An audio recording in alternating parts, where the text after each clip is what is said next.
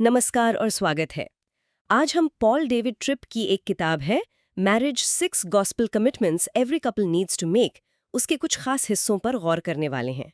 ये किताब ना रिश्तों को समझने और बेहतर बनाने के लिए कई गहरी बातें बताती है। हमारी कोशिश ये रहेगी कि हम समझें कि भाई एक मजबूत, एक टिकाऊ रिश्ता बनाने के लिए ट्रिप किन बुनियादी आइडियाज़ और वादों पर जोर देते हैं। तो आज की हमारी पूरी बातचीत ट्रिप की इसी किताब के कुछ हिस्सों पर आधारित होगी। और मकसद ये है कि हम ये देख पाएं कि शादियां सिर्फ बड़े फैसलों से नहीं बनती, बल्कि रोज की छोटी छोटी बातों से, हमारी आदतों से, उनसे शक्ल लेती हैं। और ये भी कि आपसी सुलह मतलब माफ़ी मांगना देना, ये बस कभी कभी नहीं बल्कि रोज़ की आदत क्यों होनी चाहिए। कभी ये ख्याल आया है कि कई रिश्ते बड़ी लड़ाइयों से नहीं टूटते, बल्कि रोजाना की वो छोटी छोटी बातें होती हैं ना, जिन्हें हम नजरअंदाज कर देते हैं, उनका बोझ बढ़ता जाता है और रिश्ता बिखर जाता है। जैसे मजाक में कुछ चुभने वाला कह दिया, या मदद नहीं की, या बस अपनी ही चलाई। ट्रिप इसी पहलू पर रोशनी डालते हैं जिसको हम अक्सर अनदेखा कर देते हैं। चलिए तो शुरू करते हैं ट्रिप की डे बाय डे वाली सोच से, मतलब दिन ब दिन। ट्रिप अपना एक अनुभव बताते हैं। वो फिलाडेल्फिया में गॉड स्पेल नाम का एक नाटक देख रहे थे, और नाटक के आखिर में सब लोग मिलकर, कलाकार, दर्शक, सब डे बाय डे गाना गा रहे थे, मतलब हर दिन धीरे धीरे। ट्रिप कहते हैं कि ये गाना किसी भी शादी के लिए एकदम परफेक्ट मिशन स्टेटमेंट जैसा है। पर ऐसा क्यों? मतलब रोज की छोटी चीजों पर इतना जोर क्यों? बिल्कुल। और देखिए, ट्रिप का एक बहुत बुनियादी विचार ये है कि शादी के रिश्ते को ठीक रखने के लिए ना, पहले हमें अपना ऊपर वाला कनेक्शन, जिसे वो ईश्वर के साथ रिश्ता कहते हैं, उसे दुरुस्त करना होता है। जब वो वर्टिकल रिश्ता सही होता है, तभी हमारा ये हॉरिजॉन्टल रिश्ता यानी अपने साथी के साथ जो रिश्ता है वो बेहतर हो सकता है। अच्छा। और ये कोई सिर्फ बहुत ज्यादा धार्मिक लोगों के लिए नहीं है। ट्रिप के हिसाब से तो ये हर रिश्ते की नींव है। उनका मानना है कि रिश्ते की जड़ें पहले ईश्वर में मजबूत हों, तब जाकर वो पति पत्नी के रिश्ते में सही मायने में फल दे सकती हैं। और यहीं से वो छोटे पलों वाली बात आती है ना? जैसे आपने कहा टूथपेस्ट ट्यूब को बीच से दबा देना, या गीला तौलिया बिस्तर पर फेंक देना, या फिर बर्तन सिंक में छोड़ देना, या बस बिना ठीक से बाय बोले काम पे निकल जाना। सुनने में तो ये बहुत मामूली बातें लगती हैं, सही कहा ना? हाँ, बिल्कुल मामूली। लेकिन ट्रिप कहते हैं कि यही वो छोटी छोटी ईंटें हैं जिनसे धीरे धीरे रिश्ते की इमारत बनती है। या तो मजबूत बनेगी या फिर कमजोर। वो इसे वैवाहिक आलस्य कहते हैं, और आत्म केंद्रितता, मतलब जब हम इन छोटी चीजों में कोशिश करना बंद कर देते हैं और बस अपनी सहूलियत देखने लगते हैं। सही कहा। और ये दिखाता है कि रिश्ते में बस बहते जाना, बिना सोचे समझे, बिना कोशिश के चलते रहना वो खतरनाक हो सकता है।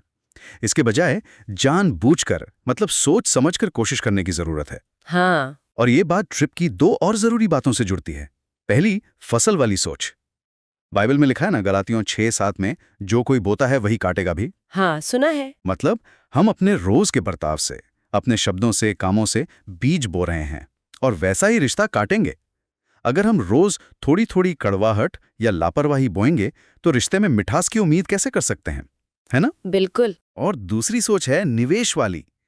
ट्रिप समझाते हैं कि हम हमेशा किसी न किसी चीज को अहमियत देते हैं, किसी खजाने के लिए जीते हैं। अगर हमारा खजाना सिर्फ हमारा आराम है, हमारी मर्जी है, हमारा सही होना है, तो हम अनजाने में उसी चीज में इन्वेस्ट कर रहे हैं, और रिटर्न में हमें वैसा ही रिश्ता मिलेगा जिसमें स्वार्थ झलकेगा। लेकिन अगर हम रिश्ते में प्यार, समझ, सहयोग का निवेश करते हैं, तो नतीजा भी वैसा ही होगा। ये तो सोचने वाली बात है कि कैसे ये रोज की छोटी छोटी लगने वाली बातें असल में हमारे रिश्ते की दिशा तय कर सकती है। और इसी से जुड़ा है ट्रिप का अगला अहम विचार, मेल मिलाप को एक जीवन शैली बनाना। वो कहते हैं कि सुलह या माफी मांगना देना ये सिर्फ तब के लिए नहीं है जब कोई बड़ा झगड़ा हो जाए।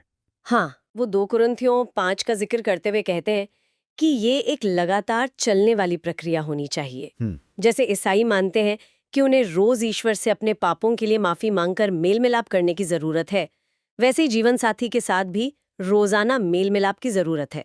पर रोजाना, क्या ये थोड़ा ज्यादा नहीं लगता? देखिए, ये इसलिए जरूरी है क्योंकि जैसा ट्रिप साफ कहते हैं, हम सब इंसान हैं और गलतियां करते हैं। वो इसे बाइबल के नजरिए से कहते हैं कि हम सब पापी हैं और पापियों से ही विवाहित हैं। अच्छा। मतलब कोई भी परफेक्ट नहीं है। तो ये तो तय है कि रोज कुछ ना कुछ ऐसा होगा, चाहे वो कितना ही छोटा क्यों ना हो, जिसके लिए माफी मांगने या देने की यानी मेल मिलाप की जरूरत पड़ेगी। और यहीं पर ग्रेस यानी अनुग्रह का आइडिया बहुत बहुत जरूरी हो जाता है। ग्रेस, अनुग्रह, इसका मतलब क्या है या? ग्रेस का मतलब सिर्फ ये जानना नहीं कि नियम क्या है या सही गलत क्या है। इसका मतलब है ये मानना कि हम सबको बचाव की मदद की जरूरत है, कई बार खुद अपनी ही कमियों से। आप इसे ऐसे समझ सकती हैं कि जैसे कोई आपकी सारी उधारी बिना शर्त माफ कर दे, जबकि आप शायद उसके हकदार भी ना हो। ट्रिप कहते हैं कि हमें एक दूसरे को वही ग्रेस देना है जो ईश्वर हमें देता है। ये समझना कि हमारा साथी भी परफेक्ट नहीं है और उसे भी ग्रेस की जरूरत है, ठीक वैसे ही जैसे हमें है। अच्छा, तो ये बुनियादी सोच कि रोज कोशिश करनी है, ग्रेस देना है और लगातार मेल मिलाप करना है, इनके आधार पर ट्रिप अपनी किताब में 6 मुख्य कमिटमेंट्स यानी वादों या प्रतिबद्धताओं की बात करते हैं। आइए जल्दी से इन 6 पर एक नजर डाल लेते हैं। हाँ बिल्कुल। पहला, नियमित रूप से अपनी गलती मानना, जिसे कन्फेशन कहते हैं, और माफ करना, इसे एक आदत बनाना। दूसरा, विकास और बदलाव को अपना रोज का एजेंडा बनाना, मतलब बेहतर बनने की कोशिश करते रहना। तीसरा, भरोसे का एक मजबूत रिश्ता बनाने के लिए मिलकर काम करना। चौथा, प्यार का रिश्ता बनाने के लिए कमिटेड होना, सिर्फ फीलिंग्स पर नहीं बल्कि वादे पर आधारित। पांचवा, आपसी मतभेदों को लड़ाई का मुद्दा नहीं बनाना बल्कि तारीफ और ग्रेस के साथ संभालना। और छठा, अपने रिश्ते की सुरक्षा के लिए काम करना, बाहर के और अंदर के खतरों से उसे बचाना। ये 6 बातें बहुत अहम हैं। हाँ, ये सभी 6 वादे अहम हैं, लेकिन आज हम पहली वाली पर थोड़ी और गहराई से बात करेंगे, क्योंकि ट्रिप मानते हैं कि यहीं से, यानी अपनी गलती मानने से, कन्फेशन से ही असली बदलाव शुरू होता है। वो एक ऐसे जोड़े का उदाहरण देते हैं जो उनके पास सलाह के लिए आया था। जब उनसे पूछा गया कि भाई समस्या क्या है, तो पति ने पत्नी की तरफ और पत्नी ने पति की तरफ उंगली उठा दी। हाँ, ये तो आम कहानी है। बिल्कुल, कोई भी अपनी गलती मानने को तैयार नहीं था। ट्रिप कहते हैं कि जब तक हम अपनी जिम्मेदारी लेना नहीं सीखते, रिश्ते ऐसे ही इल्जामों के चक्कर में फंसे रहते हैं। लेकिन सवाल ये है कि अपनी गलती मानना, ये कन्फेस करना इतना मुश्किल क्यों होता है? हाँ, कन्फेशन मुश्किल है, इसमें कोई शक नहीं। और इसे समझाने के लिए ट्रिप कुछ वजहें बताते हैं जिन्हें वो ग्रेस या ईश्वरीय मदद के पहलू कहते हैं, जो कन्फेशन को मुमकिन बनाते हैं। इन्हें हम कुछ मुख्य विचारों में बांट सकते हैं। पहला है साफ देख पाना, मतलब हमें ये समझने की जरूरत है कि सही क्या है और गलत क्या। बाइबल यहाँ एक आईने की तरह काम करती है, हमें हमारी असलियत दिखाती है। और साथ ही हमें यह भी मानना होगा कि समस्या सिर्फ बाहर या हमारे साथी में नहीं है, कई बार हमारे अंदर भी होती है। हमारी अपनी स्वार्थी इच्छाएं, हमारा गुस्सा, हमारी जिद, ये सब भी रिश्ते में मुश्किलें पैदा करते हैं। इसे ट्रिप इनड्वेलिंग सिन कहते हैं, मतलब हमारे अंदर बसी हुई कमी। अच्छा। दूसरा है विनम्रता और ईमानदारी। इसके लिए एक सही तरीके से काम करने वाली अंतरात्मा, मतलब कॉन्शियंस चाहिए, जो हमें टोके। और सबसे मुश्किल है आत्मधार्मिकता से बचना, मतलब ये सोचना कि मैं ही सही हूं या मैं अपने साथी से बेहतर हूं। ये सोच हमें अंधा बना देती है। हमें आलोचना सुनने और उस पर विचार करने के लिए तैयार रहना होगा। ये तो बहुत मुश्किल है। हाँ है। और तीसरा है माफी पर भरोसा। कई बार हम अपनी गलती मानने से इसलिए डरते हैं कि पता नहीं साथी माफ करेगा या नहीं, या फिर हमें हमेशा के लिए बुरा मान लिया जाएगा। यहां ट्रिप मसीह के काम पर जोर देते हैं। उनका कहना है कि जब हम जानते हैं कि ईश्वर की नज़र में हमें माफी मिल सकती है, तो हम दूसरों के सामने अपनी गलती मानने से कम डरते हैं। हमें अपनी गलतियों के बोझ तले दबने की जरूरत नहीं, बल्कि उनसे सीखकर आगे बढ़ना है। तो ये सिर्फ सॉरी कह देना नहीं है, ये अपनी कमी को देखना है, उसे मानना है और ये भरोसा रखना है कि माफ़ी और बदलाव मुमकिन है। लेकिन ये सब रोज़मर्रा की ज़िंदगी में कैसे दिखेगा? ट्रिप इसके लिए भी कुछ आदतें सुझाते हैं। हाँ हाँ बिल्कुल, वो कई प्रैक्टिकल आदतें बताते हैं। इन्हें हम कुछ ग्रुप्स में देख सकते हैं। पहला ग्रुप है ईमानदारी और तेजी, मतलब प्यार से लेकिन ईमानदारी से बात करें। अपनी गलती पता चलते ही उसे मान लें, हिसाब के पाप लंबा ना खींचें, जिसे वो कहते हैं कीप शॉर्ट अकाउंट्स। अच्छा, मतलब बात को तुरंत निपटाओ। हाँ बिल्कुल। दूसरा है सुनना और सीखना। जब साथी कुछ कहे तो ध्यान से सुने और समझने की कोशिश करें। पुरानी बातों को, खासकर जिनका हल निकल चुका है, बार बार न उठाएं। और जब कोई अपनी गलती माने तो उसे ताना मारने या नीचा दिखाने के बजाय उसका हौसला बढ़ाएं। हाँ। और तीसरा है सही जगह उम्मीद रखना और धीरज। अपनी खुशी या रिश्ते के भविष्य की पूरी उम्मीद सिर्फ अपने साथी या हालातों पर न रखें। ट्रिप इसे मसीह में आशा रखना कहते हैं। और धीरज रखें, क्योंकि लोगों को बदलने में और रिश्तों को सुधरने में वक्त लगता है। ये एक प्रक्रिया है, कोई एक दिन का काम नहीं। ये आदतें तो वाकई किसी भी रिश्ते में एक नई जान डाल सकती हैं। ये सिर्फ मुश्किल वक्त में काम आने वाली चीजें नहीं लगती, बल्कि रोज का नजरिया बदलने वाली बातें हैं।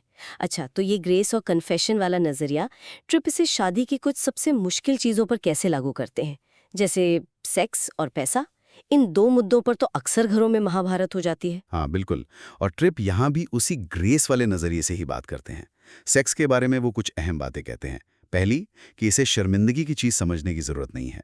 ये ईश्वर का दिया एक तोहफा है, पति पत्नी के बीच गहरे जुड़ाव के लिए।